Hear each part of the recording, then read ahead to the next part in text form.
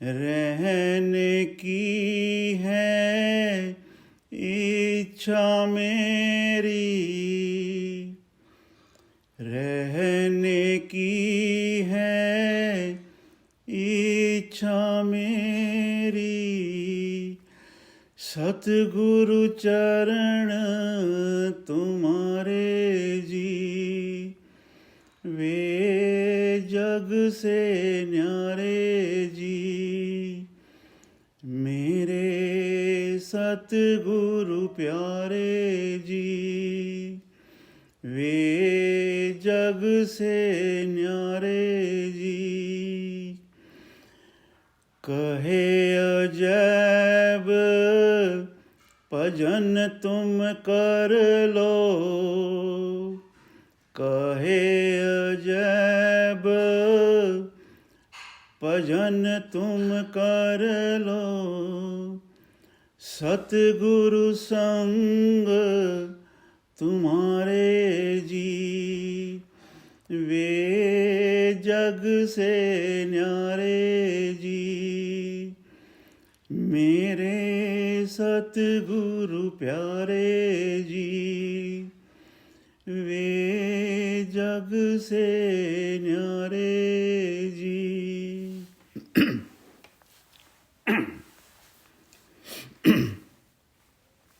हमारे प्यारे बाबा जी परम पूज्य संत अजैब सिंह जी महाराज के चरणों में बार बार प्रणाम है।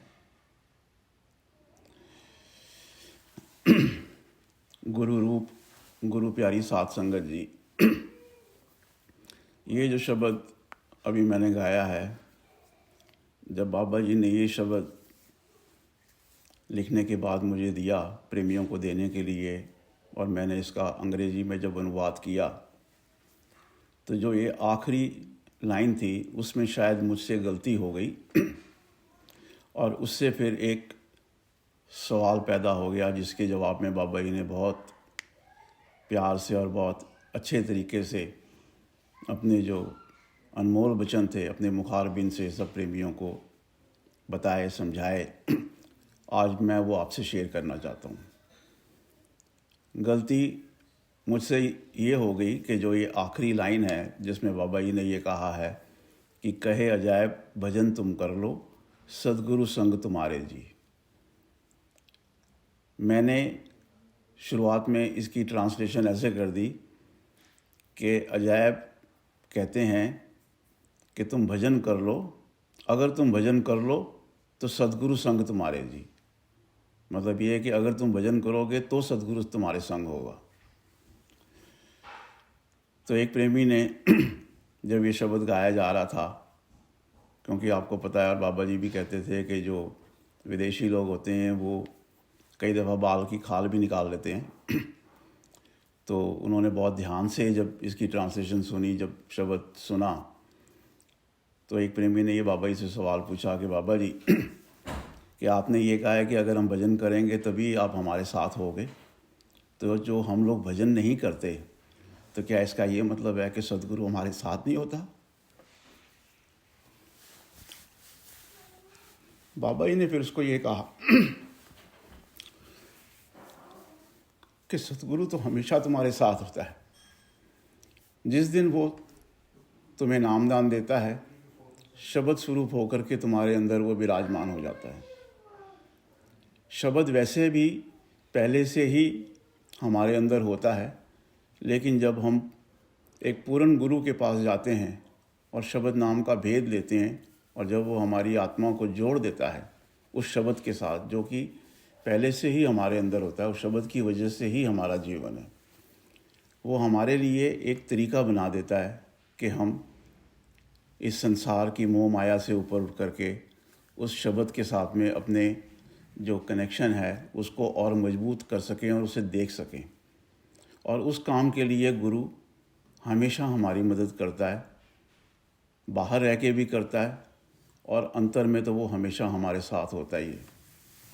अगर हम भजन करते हैं तो हमारा गुरु खुश होता है और हमारी तरक्की जल्दी होती है, लेकिन इसका ये मतलब नहीं है कि अगर हम भजन नहीं करेंगे तो हमारे अंग संग नहीं होगा।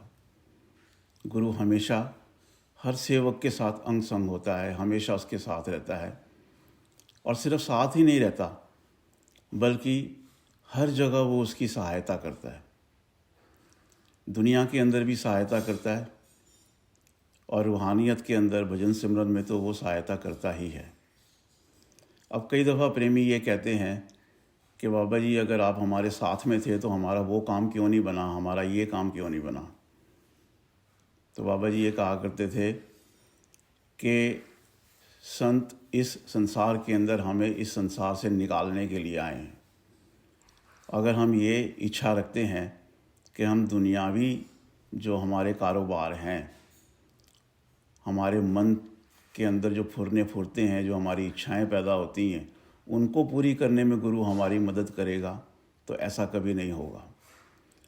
गुरु हमेशा हमारी उसी जगह मदद करेगा जो हमारे फ़ायदे की होगी, जो हमें परमात्मा के साथ में जोड़ने वाली क्रिया होगी, जो हमें इस संसार के मोहों से ऊपर उठाने वाली क्रिया होगी। अगर हम उसमें प्रयत्न करते हैं, अगर हमारी वो दिशा है, तो गुरु हमारी हमेशा मदद करेगा। और बहुत सारे प्रेमियों की इस तरह से बहुत सारी घटनाएं हैं जिसके अंदर ये साबित होता है कि गुरु कैसे हमेशा उनके अंग संग रह करके उनके हर काम के अंदर उनकी सहायता करता है। कई दफ़ा हम दुनियावी कामों के अंदर भी जब गुरु का ध्यान करते हैं और गुरु के आगे प्रार्थना करते हैं, तो अगर वो काम हमारे फ़ायदे का है, अगर वो काम हमें इस दुनिया के अंदर और नहीं फंसा रहा, तो गुरु वहाँ पर भी आकर के हमारी सहायता करता है। जो लोग ध्यान करते हैं, जो लोग गुरु को याद करते हैं, वो देखते भी हैं कि कैसे गुरु वहाँ पे प्रकट हो गया। हालांकि गुरु शब्द है, गुरु देह नहीं है, लेकिन फिर भी क्योंकि हम लोग देह के लेवल पर, हम शरीर के लेवल पर काम कर रहे हैं, इसलिए वो कई दफ़ा ये 5 भूतक शरीर का भी नज़ारा हमें दिखाता है।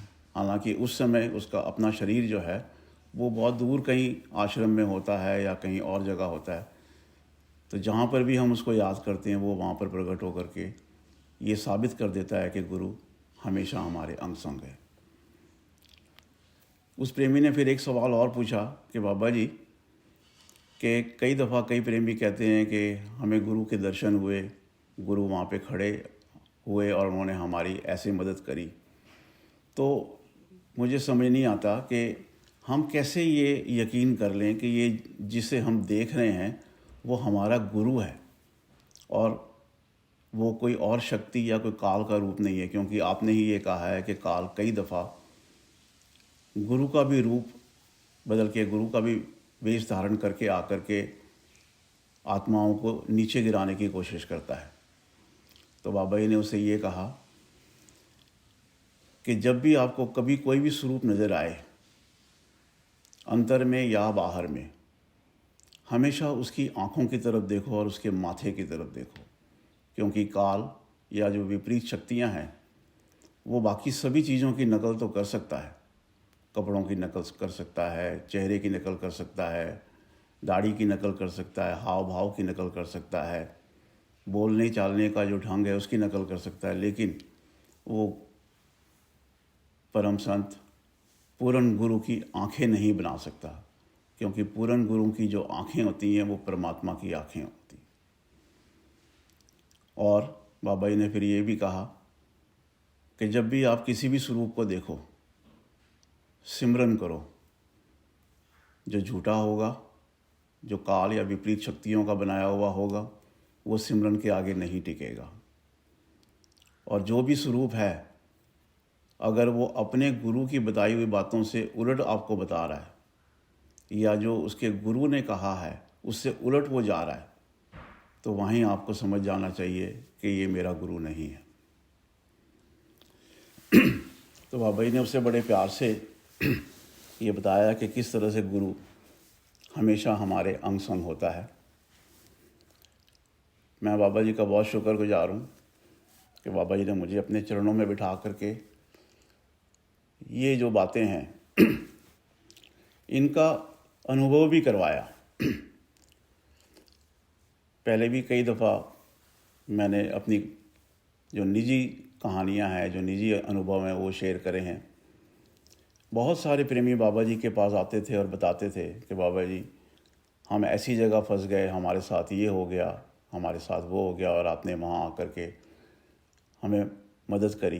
तो वो सब बातें सुनने का भी मुझे बहुत मौका मिला। इसके लिए मैं बाबा जी का बहुत आभारी हूँ। तो एक छोटी सी घटना, एक परिवार की घटना है जो मैंने खुद, क्योंकि मैं वहाँ पे मौजूद था, तो उस परिवार के जो लोग थे जिनके साथ में ये घटना हुई, जिन लोगों को बाबा जी ने खुद प्रत्यक्ष रूप से प्रकट होकर के वहाँ दर्शन दिए और उनको ये बताया कि आप क्यों घबराते हो, मैं आपके साथ हूँ ना, मत घबराओ, गुरु पर विश्वास रखो। तो ये उन प्रेमियों ने जो देखा और उन्होंने मुझे ये बताया, बाद में जाकर के उन्होंने बाबा जी के आगे भी अपना अनुभव बताया और बाबा जी ने उनको बड़ा प्यार दिया और बाबा जी ने कहा कि ये सब मेरे गुरु कृपाल की दया है। तो घटना एक परिवार की है। 1976 में जब बाबा जी पहली बार दिल्ली आए और हमारे घर पर बाली नगर में जब ठहरे, तो उस समय जैसे कि बाबा जी ने खुद ही बताया है कि उनको दिल्ली में कोई नहीं जानता था। लेकिन हमारे पिताजी के एक मित्र थे, उस परिवार के अंदर सिर्फ उनकी जो माता थी वो महाराज कृपाल सिंह जी की नामलेवा थी। तो पापा जी ने उनको बताया कि ऐसे ऐसे संत आए हुए हैं हमारे घर। तो वो बाबा जी के दर्शन करने के लिए आई और उन्होंने बाबा जी को देखते ही पहचान लिया कि ये तो उनका गुरु कृपाल है, और वो बाबा जी के चरणों में गिर पड़ी और बाबा जी से बहुत प्यार उन्होंने किया और बाबा जी से बहुत प्यार लिया। हम उनको मासी जी कहा करते थे। तो उनके घर में उस समय और कोई नाम लेवा नहीं था और उनकी ये इच्छा थी कि उनके परिवार वाले भी सब नाम ले लें, सत्संग में लग जाएं। तो एक दिन उन्होंने बाबा जी से बेनती की कि बाबा जी आप हमारे घर आओ। तो क्योंकि वो हमारे घर से थोड़ी दूरी पे रहते थे, तो हम लोग पैदल ही उनके घर गए। तो जब हम उनके घर के अंदर दाखिल होने लगे तो उनका जो बड़ा बेटा था, जो कि एक बहुत अच्छे पद पर काम कर रहा था, वो दफ्तर जाने के लिए तैयार था और वो जाने ही लगा था। तो बाबा जी उन घर में दाखिल हुए। उस टाइम से पहले, करीब 2 हफ्ते पहले, मासी जी ने किसी और प्रेमी को भी अपने घर में निमंत्रण दिया था, जो कि अपने आप को ये कहते थे कि महाराज कृपाल सिंह जी के वो उत्तराधिकारी हैं। और उन्होंने भी महाराज कृपाल सिंह जी की तरह ही काला कोट पहन के, वैसे ही रंग रूप बना करके, वैसे ही चेहरा मोहरा बना करके वो वहाँ आए थे। लेकिन मासी जी के वो जो बड़े बेटे थे, उनको वो बात जची नहीं थी। तो जब बाबा जी उनके घर में दाखिल हुए तो मासी जी ने उनको बेटे को कहा कि बेटा आजा, बाबा जी आए, बाबा जी के दर्शन कर लो। तो उन्होंने ये कहा कि माता तेरा तो दिमाग ख़राब है, तू तो हर दूसरे हफ्ते किसी को ले आती, कहती ये बाबा जी इनके दर्शन करो, और 2 हफ्ते पहले भी तो तू बाबा लेके आई थी। तो ऐसे करके, जो कि मुझे भी बड़ा बुरा लगा कि ये बंदा कैसा है, कैसे बात कर रहा है, कम से कम थोड़ी तमीज़ से बात करनी चाहिए। ये कह करके उन्होंने अपनी गाड़ी स्टार्ट करी और वो अपने दफ्तर को निकल गए। तो बाबा जी वो सुन करके बिल्कुल भी मतलब नाराज़ नहीं हुए, बल्कि बाबा जी मुस्कुराने लगे और अंदर जा कर के मासी जी को ये कहा कि कोई बात नहीं, कोई बात नहीं, वो मेरा बच्चा है, कोई बात नहीं। कुछ महीनों बाद ही वो प्रेमी बाबा जी के चरणों में ऐसा आया कि उसने इतनी सेवा करी, इतना प्यार किया बाबा जी के साथ कि जिसकी मिसाल बहुत ही कम मिलती है। और अब वो प्रेमी जो हैं वो बाबा जी के चरणों में हैं। तो उनके साथ जो ये घटना हुई, घटना दुनियावी थी, लेकिन जैसे बाबा जी ने कहा कि गुरु दुनियावी कामों के अंदर भी हमारे साथ खड़ा होकर के हमारी मदद करता है। उनकी बेटी की शादी के दौरान कार्यक्रम बहुत बड़ा था 800-900 बंदों का इंतज़ाम था, बंदे बहुत ज़्यादा आ गए और काफ़ी लोगों से मिलना जुलना था, खाने पीने का इंतज़ाम सारा कुछ वो हो रहा था। कुछ परेशानी भी हो रही थी और क्योंकि मैं भी उसके अंदर शामिल था तो मुझे भी थोड़ी सी परेशानी हो रही थी। तो मैं और वो हमारे भाई साहब, हम दोनों जने लोगों को मिल रहे थे, हलवाइयों से मिल रहे थे, ये कम हो गया, वो ले आओ, ये करो, वो करो। तो उनके जो पिताजी थे, जिनको नाम नहीं मिला हुआ था उस समय, वो और मासी जी, वो दोनों जने दूर बैठे हुए थे। तो जब मैं उनके नज़दीक आया तो उन्होंने मुझे कहा कि पप्पू, बाबा जी कब आए हैं? तू दसिया ही नहीं सानू। बाबा जी भी शादी में आए हैं। मैं कहा बाबा जी तो आश्रम में, बाबा जी कहाँ शादी में आए? कहते नहीं, मैं देखा है तेरे को, तेरे साथ मैंने बाबा जी को देखा है। अपने बेटे का नाम लेके उन्होंने कहा कि मैंने उसके साथ भी देखा है। बाबा जी तो तुम दोनों के साथ ही, जहाँ जहाँ तुम जा रहे हो बाबा जी तुम्हारे साथ साथ जा रहे हैं। तो मैंने कहा कि कोई बात नहीं। मुझे थोड़ा समझ आ गया कि भाई इनको कई किसी और ही लेवल पे बाबा जी के दर्शन हो रहे हैं।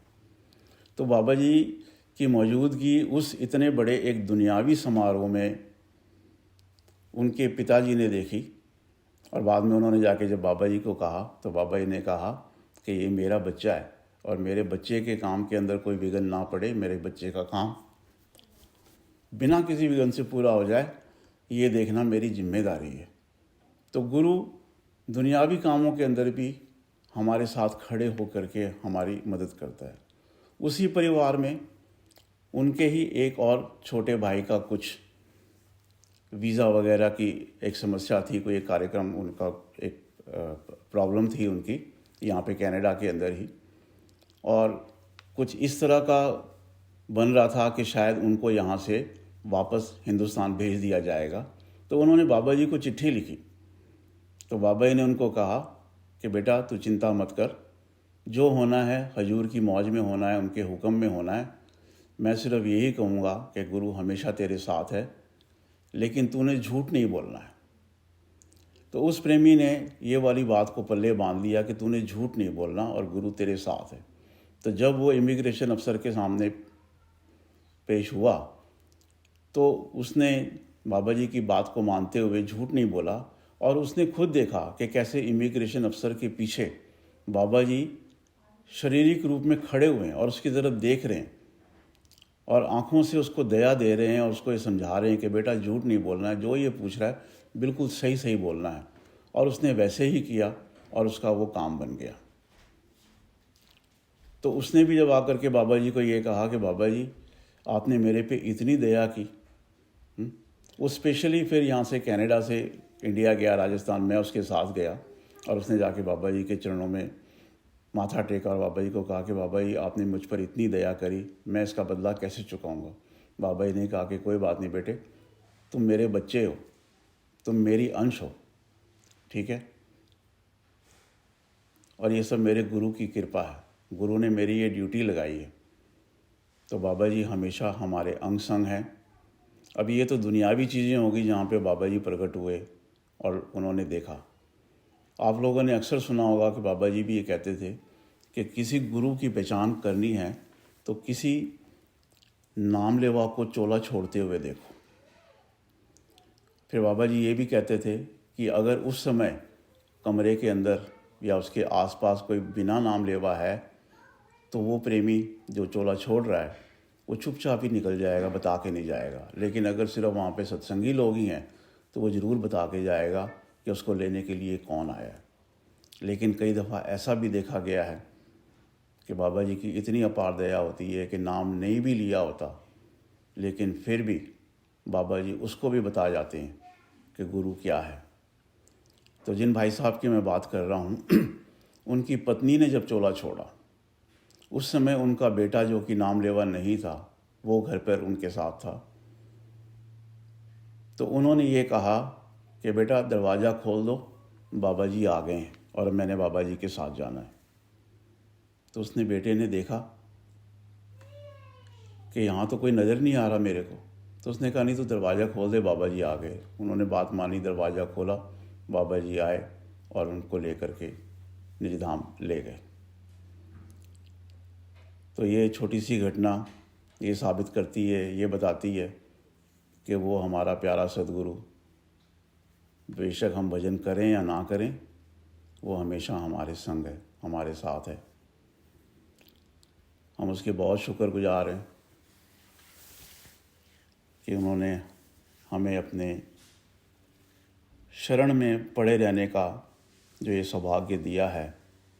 क्योंकि बाबा जी ने भजन में ये कहा है ना कि नाम जपना कल विच औखा है। नाम जपना बहुत औखा है, शरणी पै जाना सौखा है। अब शरण भी कहाँ हम पढ़ते हैं, लेकिन उन्होंने हमें अपनी शरण में रखा है। हम बाबा जी को क्या कहें। बाबा जी की बड़ी दया है, सब पे दया है।